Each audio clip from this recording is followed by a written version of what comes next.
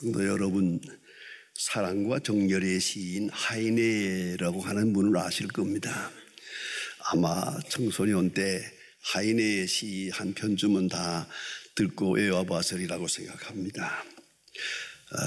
언젠가 친구들이 하이네의 집을 방문한 일이 있었습니다. 방문하고 깜짝 놀랐습니다. 서재에 10여 명의 아이들이 가득 차가서 와글와글 떠들고 놀고 있는 겁니다. 정신없이 떠드는 걸 보았습니다. 그 친구가 물었습니다. 하이네에게, 자네에겐 아이가 없는 것으로 아는데 어떻게 된 것인가? 하이네는 정중하게 대답했습니다. 동네에서 빌려온 아이들이야. 아이들이 떠드는 소리를 듣고 웃는 얼굴을 보아야 미래가 보이거든. 그래야 시를 쓸 수가 있어. 유명한 얘기입니다. 가끔 어린아이들을 위해서 이렇게 내가 파티를 하지. 여러분, 이 얼마나 중요한 얘기입니까? 아프리카 가나라고 하는 데가 있습니다. 가나에는 우리나라는 이제 5월 달에 어린이날이지만 그 나라에는 11월 달이 어린이날이랍니다. 어린이날이 되면은 아이들을 어떻게 대하느냐가 아니고 학교에서 어른들이 학생만 앉아있고 아이들이 가르치는 날이에요. 어린이날이 되면 아이들이 어른을 가르치는 날이다. 이렇게 정의하고 있다고 합니다. 여러 가지로 생각할 바가 있습니다. 예수 그리스도의 제자들 가운데 12명밖에 안 됩니다만은 그 12명 가운데도 그것만 가지고도 큰 영광인데 12사람 중에 하나가 됐다는 거 얼마나 큰 영광입니까만은 그렇지 않았습니다. 12사람 사이에도 시기와 질투가 끝날 날이 없었습니다. 마침내 예수님께서 십자가를 지기 위하여 예루살렘으로 심각한 마음으로 굳게 결심하시고 올라가는 길인데 예수님을 따라오던 야고보와 요한의 어머니가 예수님께 와서 요새 말로 말하면 로비를 합니다. 조용하게 뭔가 말합니다. 이 떳떳지 못한 얘기라서 아마 우물쭈물했던 것 같은데 예수님께서 똑바로 말하라. 뭐를 말하느냐 하고 물으니까 어느 한중에 딴 말을 하겠습니까? 정중하게 대답합니다. 예수께서 나라 임하실 때, 쉽게 말하면 유대나라 왕이 될 때 우리 아들 형제 야고보 요한 하나는 우편에 하나는 좌편에 앉게 해주세요. 이렇게 부탁을 합니다. 예수님께서 말씀하십니다. 내가 거하는 것을 내가 모르고 있구나 라고 말씀하십니다만은 여기에 제가 늘 생각합니다. 성경이지만은 괄호하고 딱 한 줄을 넣었으면 좋겠어요. 그게 뭔지 아십니까? 베드로는 빼놓고 그 말이거든. 아니 수제자 베드로가 아닙니까? 뭐니 해도 수제자 베드로인데 베드로를 빼고 내 아들 하나는 우편에 하나는 좌편에 앉게 해주세요. 이런 얘기를 하고 있습니다. 자, 이게 끝까지 예수를 따라다니면서도 시기와 질투 여기서 벗어나지를 못하고 있었지요. 얼마나 한심한 얘기입니까? 예수님의 제자가 됐습니다마는 세속적인 욕심은 버리지 못했고요. 명예에 대한 집착 떠나지 못했고요. 시기와 질투로 가득 차요. 마침내 제자됨의 본질까지 마저 잊어버리는 그런 상황에 온 것을 보고 참으로 이건 무서운 것이다. 무서운 시험이라고 생각을 합니다. 이때 예수님께서 아주 중요한 교본, 아주 중요한 텍스트입니다. 교본을 딱 가지고 제자들을 가르칩니다. 마태복음 18장에 보면 더욱 그렇습니다. 누가 크니까? 마침내 예수님에게 질문까지 합니다. 천국에서 누가 크니까? 예수께서 대답하십니다. 돌이켜 어린아이들과 같이 아니하면 결단코 천국에 들어가지 못하리라. 어린아이, 쉽게 말합시다. 어린아이에게서 배우라. 어린아이를 가르치려 들지 말고 어린아이에게서 배우라. 또 어린아이같이 되라. 배우고 어린아이같이 되라. 그리고 어린이를 용납하라. 그래야 이 세상에서도 천국을 경험할 수 있습니다. 어린아이 마음이 되기 전에는 행복한 가정은 없습니다. 어린아이 마음이 되기 전에는 진정한 웃음도 없습니다. 어린아이에게서 배우라. 천국에 들어가는 절대 조건 3가지를 예수님이 말씀하십니다. 첫째, 예수를 믿어야 한다. 오직 믿음, 예수를 믿음으로 하나님 나라에 들어갈 것입니다. 두 번째가 성령을 받아야 한다. 요한복음 3장에서 성령으로 말미암지 않고는 하늘나라를 보지도 못하고 하늘나라에 들어가지도 못한다. 성령을 말씀하세요. 세 번째가 상징적으로 비유적으로 말합니다. 어린아이와 같이 되지 아니하면, 자세히 들으세요, 결단코 천국에 들어가지 못한다. 이것은 종말론적 의미도 있지만은 굉장한 현실적 심리학적 의미가 함께 있습니다. 어린아이와 같이 되지 아니하면 결단코 천국을 경험할 수 없다. 천국의 행복을 누릴 수도 없다. 천국에 들어가지도 못한다. 이렇게 절대 조건으로 말씀하고 계십니다. 어린아이와 친해야 하고 어린아이를 용납하는 마음이 있어야 한다. 왜요? 어린아이들은 사랑의 소통을 알고 있습니다. 누가 나를 사랑하는지 잘 알고 있습니다.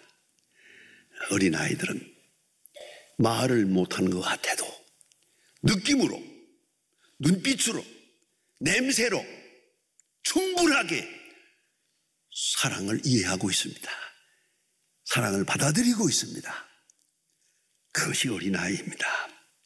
사랑의 언어, 사랑의 눈빛, 얼마나 소중합니까? 우리가 생각할 때는 어린아이가 가장 물질적인 것 같아죠. 먹는 것만 좋아하는 것 같아요. 아니요. 어린아이야말로 엄청나게 정신적입니다. 전 늘 생각합니다. 어렸을 때 농촌에서 이렇게 보면 농촌에서 김을 메고 돌아오고 하는 그런 어른들이 계시는데, 어머니들이 있는데, 이거 아이를 둘 때가 있나요? 그러니까 아이를 업고 다니면서 일을 하는 거예요. 그거 들에 나가서 일하고 돌아올 때 보면 어린애가 거의 빨가벗다시피 한 어린애가 등에 엎였는데, 얘가 고개를 제치고 자는 거예요. 얼마나 불편하겠어요, 그거? 편히 누워서 자는 게 좋지. 그러나 안 그래요. 어머니 등에 엎였다는 것만 가지고 행복한 거예요. 어머니 무릎에 앉았다는 것만 가지고 행복한 거예요. 이걸 잊지 말아야 합니다. 사랑의 줄, 사랑의 연대가 있을 때, 사랑을 느낄 때 아이들은 어디서든지 편하고 무엇을 먹어도 행복합니다. 엄청나게 정신적이고 영적 존재라는 걸 보게 됩니다. 또한 그들은 행복을 합니다. 행복을 읽는 능력이 있습니다. 그들의 웃음, 그것이 행복을 그대로 발산하고 있는 겁니다. 여러분, 사랑의 마음으로 봅니다. 사랑의 마음으로 듣습니다. 여러분, 잘 생각해 보세요. 어린아이들이 보는 눈으로서는 우리 할머니가 제일 예쁩니다. 어른들은 이런 사람이 예쁘고 이런 젊은이가 예쁘고 누가 예쁘고, 어린아이의 마음은 전혀 아닙니다. 우리 할머니가 제일입니다. 우리 할아버지가 제일입니다. 왜? 사랑의 눈으로 보니까, 사랑의 마음으로 보기 때문에 어린아이들의 세계에서는 할머니가 예쁘고 나를 사랑해주고 귀여워해주는 그분, 사랑의 응답으로 그게 예쁘고 그래서 웃고 그래서 행복한 것입니다. 그리고 어린이들은 절대 신뢰합니다. 어머니의 말, 아버지의 말 한마디 한마디 다 기억합니다. 절대 잊어버리지 않습니다. 그 기억력은 무서운 겁니다. 딱 한 번 들으면 다 기억합니다. 그런데 이걸 잊지 말아야 합니다. 어떤 일이 있어도 그 신뢰에 실망을 줘서는 안 됩니다. 내가 언젠가 이스라엘 사람들이 랍비하고 이렇게 세미나를 한 일이 있었습니다. 그래서 마지막에 질문을 했습니다. 이스라엘 사람들은 가정교육을 잘한다는데 그래서 노벨상 받는 사람이 막 40%나 나오고 모든 천재들이 거기서 나온다는데 그 가정교육의 비결이 뭡니까? 제가 통역을 했습니다. 그런데 빙그레 웃으면서 랍비가 딱 한마디 했어요. 거짓말하지 마. 끝. 아이들에게 거짓말하지 마라. 아이들은 어머니로부터 한번 속으면은요, 하늘이 무너지는 것 같은 고통을 느낀다는 거예요. 이건 일생 벗어나지 못한다는 거예요. 그러니까 우리 어머니 말씀은 다 옳다. 어머니가 준다는 건 주고 어머니가 옳다는 건 옳고 이렇게 느끼고 인각되어야 한다는 거죠. 믿음을, 그들의 믿음을 실망시켜서는 안 된다는 겁니다. 이걸 잊지 말아야 합니다. 그래서 유대 사람들에게 있는 재밌는 얘기가 있습니다. 유치원 다니는 아이들이 서로 놀다가 하나님이 있다 없다, 천국이 있다 없다 이런 얘기했어요. 하나님이 있다 없다 그러니까 그 어린아이 하나가 하나님이 계셔 이렇게 말하니까 너 가보았니? 어떻게 아냐? 그러니까 대답은 간단합니다. 우리 어머니가 있다고 해서 있어. 이게 얼마나 귀중한 겁니까? 우리 어머니가 말했기 때문에 있는 거다. 이 믿음 말입니다. 이런 엄청난 믿음, 이걸 안겨줘야 되는데 우리 어머니 말을 어떻게 믿어? 이렇게 되고 나니 세상이 곤두박질하는 거죠. 세계관이 바뀌는 거란 말입니다. 이게 얼마나 무서운 얘기입니까? 절대 신뢰합니다. 그 신뢰를 실망시켜서는 안 됩니다. 어머니의 약속, 아버지의 약속, 어제의 말 한마디, 그것은 완전한 것이어야 하고 그들에게 믿음을 확인해 주는 것이어야 합니다. 그런가 하면 어린아이들은 현재에 만족합니다. 내일 걱정 전혀 하지 않습니다. 순간순간으로 만족한 행복을 즐깁니다. 그런가 하면 가장 중요한 것은 아이들은 꿈에 삽니다. 상상력에 삽니다. 동화의 세계에 삽니다. 나는 젊었을 때 한번 특별한 경험을 했습니다. 여러분 기억하시는지 몰라도 안성진 목사님이라고 계십니다. 한평생 동화를 많이 썼고 또 아이들을 위해서 큰 일을 한평생 그렇게 하신 유명한 안성진 목사님이 계시는데 그분이 언젠가 어린아이들을 위한 부흥회를 하는데 제가 참석했습니다. 이분은 참 특별한 능력이 있어요. 300명이나 되는 와글와글하는 아이들인데도요, 안 목사님이 딱 서기만 하면 조용합니다. 좌우간 전체의 시선을 확 잡아가지고 설교하시는데 너무너무 감격해. 내가 어떻게 하면 저걸 배울 수 있을까? 정말 미안합니다. 따라다니면서 제가 배운 일이 있어요. 그런데 언젠가 한번 이 목사님이 설교하시는데 어떤 어린아이가 교회에 가야 되는데 교회에 가지 않고 교회 가는 길에 그만 시험에 빠져가지고 그만 놀러갔어요. 놀러가서 심하게 놀다가 나무그늘에 앉아가지고 잠깐 졸았어요. 졸 때 얘가 꿈을 꿨어요. 꿈에 얘가 물고기가 됐어요. 물고기가 돼가지고 물속에 막 헤매고 다니는데 어떤 사람이 낚시질을 했어요. 그 낚시에 끌렸어요. 얘가 물고기가 잡혀가지고 바구니에 들어가서 갔다가 마지막에 이걸 요리해 먹으려고 도마에다 놓고 칼로 막 자르려고 하니까요, 여기 300명 아이가 악 하고 울어요. 전부가. 그거 진짜라고 생각했어요. 그때 제가 많이 생각했어요. 안 목사님 참 제주도 좋다마는 아이들의 상상력을 보세요. 이것이 환상적이에요. 하늘을 날아요. 동화의 세계에 살아요. 꿈에 삽니다. 미래에 삽니다. 그것들을 실망시켜서는 안 되죠. 그래서 예수님 말씀하십니다. 돌이켜 어린아이와 같이 되라. 어린아이와 같이, 어린아이를 배우라가 아닙니다. 어린아이와 같이 되라. 그래야 천국에 들어갈 수가 있다. 에브린 링컨이라고 하는 유명한 아가씨가 있습니다. 이분은 유명한 존 F 케네디의 비서입니다. 비서로 11년을 근무했습니다. 11년을 존 F 케네디와 같이 한 사람입니다. 그리고 나서 내가 본 인간 케네디라고 하는 책을 썼습니다. 오래전에 제가 책을 읽은 바 있습니다만 그 책 중에 한마디가 마음에 남습니다. 나는 언제나 존 F 케네디와 딱 마주 앉으면 내 앞에 있는 사람이 대통령이라는 걸 까맣게 잊어버린다. 모든 것을 다 잊어버리고 두 어린아이가 만난 것처럼 이야기할 수 있다. 그래서 내가 존 F 케네디를 좋아했노라. 여러분, 딱 만날 때 어느 사이에 내가 그만 어린애가 되고 말아요. 그 앞엔 비밀도 없어요. 그냥 마냥 하고 싶은 말 다 하고 마냥의 얘기를 다 즐겁게 들을 수 있어요. 이런 관계, 이것이 어린아이란, 이런 사람, 이 어린아이 같은 사람이, 어린아이 같은 사람 이걸 잊지 말아야 합니다. 제가 소망교회에서 목회하면서 경험한 얘기입니다. 언젠가 한번 저희 교회 집사님 네 분이 별로 넉넉지 않은 분이에요.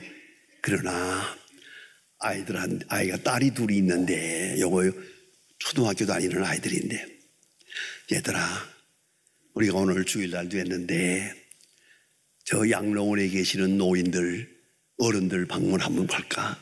가서 맛있는 거 가서 대접하고, 그래, 그러자고 해서 김밥을 싸가지고, 넉넉하게 싸가지고 가서 양로원을 방문했습니다. 양로원에 방 하나를 정해서 들어가서 할아버지 할머니를 이렇게 보고 그 김밥을 대접을 하고, 그리고 아이들하고 같이 놀고, 또 할아버지하고 놀고, 또 할아버지 앞에서 또 노래도 부르고 이랬어요. 집에 돌아왔어요. 돌아오는데 아이들이 하는 말이, 아빠 엄마 오늘 보니까 할아버지 할머니 방이 너무 깜깜해, 너무 더럽고 어두워. 그거 좀, 그러니까 아버지 어머니가 그러면 할아버지 할머니 방을 도배해 드릴까? 그러자고. 그래서 종이를 사오고 벽지를 사오고 풀을 쓰고 해서 잔뜩 가지고 다음 주일날 또 갔어요. 가서 그 방을 깨끗하게 어린애들과 같이 풀을 바르고 종이를 해서 붙여서 깨끗하게 방을 꾸려놨어요. 환해지니까 좋다. 그리고 저녁을 먹고 돌아왔어요. 밤에 보니까 좀 이상해서 아버지 어머니가 아이들의 방을 열어보았더니 이것들이 침대 앞에 무릎을 딱 꿇고 꼴짝꼴짝 울고 있어요. 어머니가 물어보았어요. 왜 우냐? 어디가 아프냐? 아니, 할아버지 할머니가 불쌍해서 우냐? 애들 말 들어보세요. 아니요, 우리가 너무 행복해서 웁니다. 그 이야기를 그 어머니가 나에게 해 주었습니다. 우리가 너무 행복해서 웁니다. 이게 어린아이의 깨끗한 마음이에요. 그런 거로 예수님 말씀이 어린아이에게서 배우라, 어린아이같이 되라 말씀하고 계시지 않습니까? 예. 저는 유명한 교수이면서 소설가 한 사람을 압니다.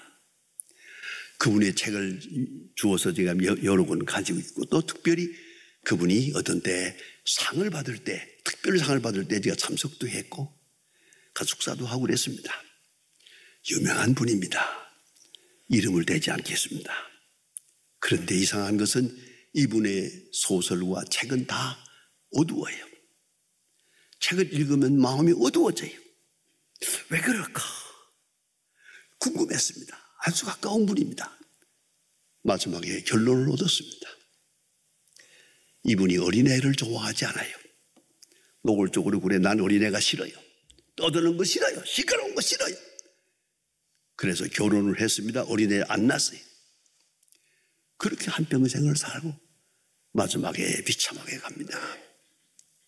어린애를 싫어요 하더니 그 책 전부가 어두운 그 빛이 없어요. 소망이 없어요. 이걸 알아야 합니다. 그래 예수님 말씀합니다. 어린이를 용납하라. 어린아이와 같이 되라. 어린아이를 친하라. 어린아이를 영접하라. 너희가 어린아이가 되라. 그래야 하나님 나라를 볼 것이요, 그래야 하나님의 진리를 알 것이요, 그래야 천국의 기쁨을 이 땅에서도 즐길 수 있을 것이다. 예수님 말씀하십니다. 죄송합니다만은 우리 마음에 어두운 그림자가 어디서 옵니까? 다 어린아이의 그 귀한 마음을 버렸어요. 떠났어요. 어두웠어요.